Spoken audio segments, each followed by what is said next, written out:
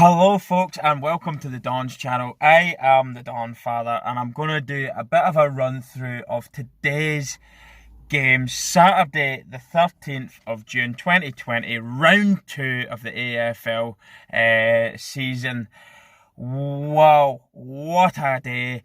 8 hours straight of footy for me and I am absolutely exhausted. 8 hours straight of the best sport on the planet. There's no doubt about it. After today, it was incredible. First game up for me was Brisbane Lions versus Fremantle Dockers. What a game it was. Brisbane stamped their authority very early on in the game, but Fremantle fought back, inspired by Nat Fyfe and Sonny Walters. They really are a last quarter team, aren't they? Well, at the end of the third, and all the way through the last quarter, they really did fight back, but it just wasn't enough. All the big names on display, the two for Charlie Cameron and Lachie Neale, and Sonny Walters and Nat Fyfe for Fremantle. All those big time players all stepped up today. I thought they were really good. It was 81-69 to the Brisbane Lions in the end at the Gabba. Fantastic game to watch. So that took us on to the next game, where Melbourne started strong at the Marvel against Carlton. Really came out the traps quickly. Max Gawn was in inspired form. He won everything in the air. Really showed why he is considered one of the best players in the game. But in the end, Carlton fought back incredibly well. They were inspired by their main man, Patrick Cripps. 53-54. They fought so well. They were 53 apiece, but a behind for Melbourne seeing the game out in their favour. We'll go into probably the biggest shock of the weekend. The Gold Coast Suns absolutely slapped, and I mean slapped, the West Coast Eagles by 44 points. 90-46 victory for the Suns. Huge congratulations to them.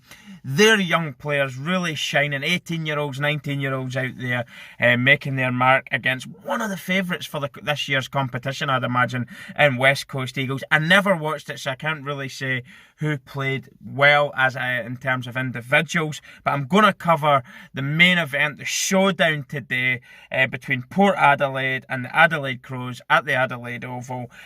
Port Adelaide obviously in their prison bars Guernsey for the 150th year celebration, and it was an absolute schooling. They put on a clinic today, Port Adelaide. They played with passion, intensity, skill, flair, a ruthlessness. They played with belief, fearlessness, quality, desire, hunger, and swagger. They were absolutely clinical in front of goal. There was beautiful goals. There was a specky from Motlop. The tackles, the contested marks, the uncontested marks. They were slick in their passing. They played with their chin up, their shoulders back, their chest out. It was an absolute men versus boys display. Names to mention: Motlop, Boak, Gray, Marshall, Rosie, Butters, Dursma, Pepper, Dixon, the list goes on. To a man, they were absolutely outstanding. The Crows, were they still in isolation? I do not know what they were doing. They were absolutely shocking today. O'Brien, maybe the only player that I'm going to mention that had a pretty sound game. He was under all kinds of pressure, but he did do his job to the best of his ability, but they were just steamrolled through. It was a runaway steam train from Port Adelaide. Choo-choo! Absolutely incredible stuff. The showdown belongs to Port, but what I will say is, check this out. The final score, and the only showdown in 2020, because every team's only playing each other once, was 110-35. They've absolutely smashed the record by 10 for a points margin of 65 it was. Now it's 75 it stands. And what you've got to take into consideration when you listen to that goal margin record is 16-minute quarters. 16-minute quarters. By God, that is an incredible achievement. 110-35. The showdown belongs to Port. Oh my word, I can't tell you how much I enjoyed their performance today. Everything they'd done turned to gold. It was incredible. Oh, Rosie, what a player that young man is. Motlop, take a bow, son. Your specky was incredible, and your goal topped it off with a sensational fashion. What a performance for him. I think he chipped in with 2-3 goals himself. Duursma got 3 or 4 the day. Gray, what a player. Travis Boak led like a captain. Pepper played like a captain. Dixon played like a captain. Everybody played like captains. They all wanted it. In Port's 150th year, you did it. 75-point margin. That's not going to be beaten for a long time to come, you'd imagine. Incredible performance. I love the Guernsey, the prison bar Guernsey. It should be played in every game.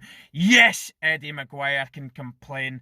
We've got the rights to the black and white Guernsey. I couldn't give a fuck about that.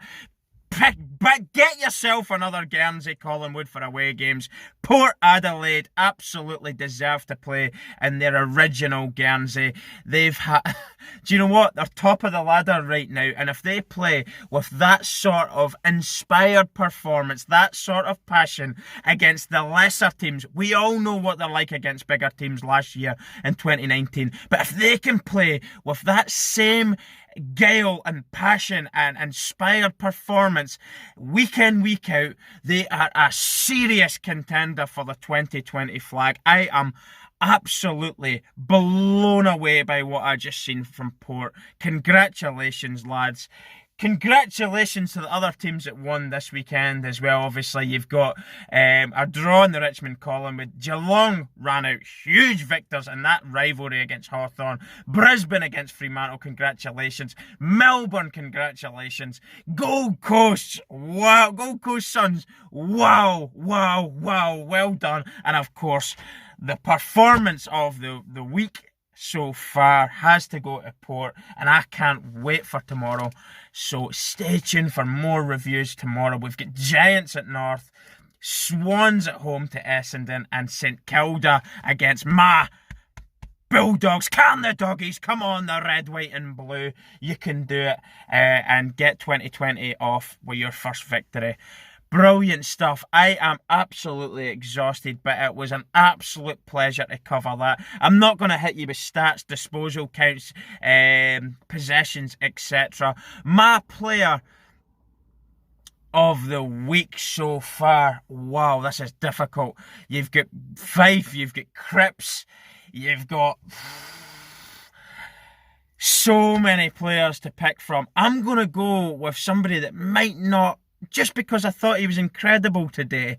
Do you know what? I'm really struggling. I'm going to have to go joint with Rosie and Motlop. Both men deserving of it. Again, Gray played really well today as well. But I'm going to go a shared performance for Rosie and Motlop. Just incredibly slick today about their business, the way they went about their play. Rosie plays with such an experienced head on such young shoulders, and Duursma with his clinical finishing and ruthlessness in front of goal. He plays as well with a sort of beyond his years, a wisdom beyond his years, and I am absolutely excited to see what these young guns can bring us in 2020. So Motlop and Rosie, my players so far of the weekend. And as I said, stay tuned for more reviews tomorrow. I'm going to go and get myself a cold shower to calm down and some lunch. It's only after 1, coming up for about 1:30, I think, here today, Saturday afternoon. But the footy has arrived. Come on! I'll see you all soon. Don't forget to subscribe, folks. I am absolutely loving this great sport of yours down under, and I'm going to be bringing you loads and loads of content coming thick and fast, whether it's reactions, reviews, or other things, quizzes, you name it, we're going to be bringing it. The tipping is just gone. It's been blown away by that Melbourne victory for me, and the Gold Coast Suns must have blew everybody's coupon out of the water. Nobody's winning this weekend. If you back Gold Coast Suns, absolutely brilliant, well done to you. But the tipping's away. I'm not too sure about my my other things that I've got going on there. I'm going to have to check them out. But yeah, brilliant. Thanks very much for watching. I am the Donfather. See you all soon.